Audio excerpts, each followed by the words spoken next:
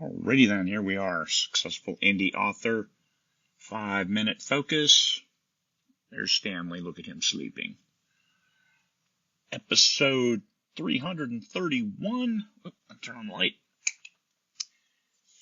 Character names.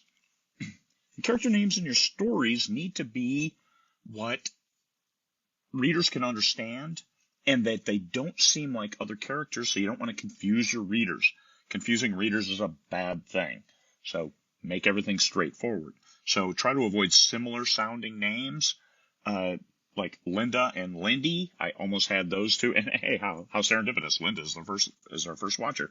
I had Lindy and a Linda in the same story, and I almost had them in the same scene. So I just went through and did a global replace and changed Linda to something else. Lindy and Lindell. I had, for some reason, I like the Lindy kind of thing. So similar sounding names, try to avoid that. First letter, especially when your main characters, make sure your main characters are separate. We have Harry, Ron, and Hermione.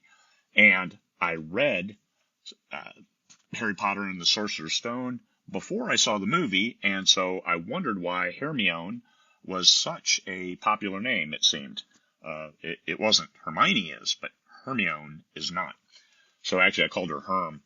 But yeah, we don't do that. So yeah, that might be a little bit of a distraction for non-British, because I had never heard that name before, so it was hard for me to pronounce when I first read it.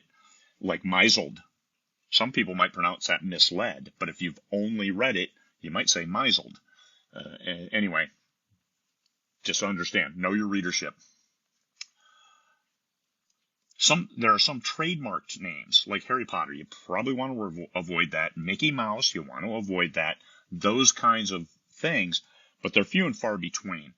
You have to check the USPTO, U.S. Patent and Trademark Office, looking for trademarked names. It's fairly easy. It's one of those things you'll know. You'll know because it'll be so common. And if you don't know, well, now don't use Hermione Granger on your books, or Harry Potter and things like that, because they're common. And now there are some names that are common that aren't trademarked, because I saw just last year Deadpool. Deadpool had not been trademarked. However, after the movie Deadpool 2 came out, they filed for the trademark on that. Also, keep in mind, your main characters, you're going to type that name a lot.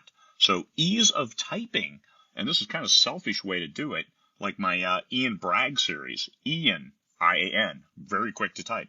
Okay, I love that name because it's easy to type. And I knew I was going to type it a lot. So that's something else to take into consideration. Some of the best names are those that hint at the character. Draco Malfoy. Mal means bad.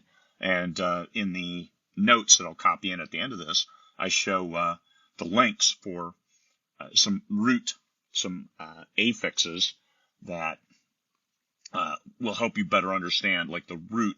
And this is like, for native speakers, you have an innate understanding of these kinds of things, like maleficent, malfeasance. So mal, you already have an idea that it might mean bad or evil. And there, Draco Malfoy. Look at that. And it says what it is, even though he really wasn't. But and you had to read through all 7 books and kind of read in between the lines to get that. However, it's still there. So Malbec as a wine, is it bad? Different root. So no, it's not. My wife loves Malbec, especially Argentinian ones. So anyway, character names. Put some thought into your character names. Don't pull stuff out of the hat. Where do you get them? I do. I have a listing of some 50,000 baby names, so I can always browse or watch the end credits of movies. You're going to see some truly unique and bizarre names, and great. Capture them, use them, and make them great characters. Sometimes when you have a character that you want, you can search the roots and say, here's something that a person who's pleasant, like the orchestra conductor, Benny Goodman. Bene, B-E-N-A, means good, beneficial, right? So Benny Goodman. Doesn't get any better than that. This person's good. It's good to the very nature. Why not? So take a look, see how you can create names that work for you and work for your story, and then help your readers remember. Make it all memorable. Make it so it's not overlapping, where you have characters that have the same first name, letter. Try to avoid that, especially for your core group of characters, your 3, 6, 8 that make up the foundation of the characters that move your plot forward. Make sure those are all unique and individual and don't overlap. You'll help your reader, you'll help yourself, you'll help the story. All right? Peace, fellow humans.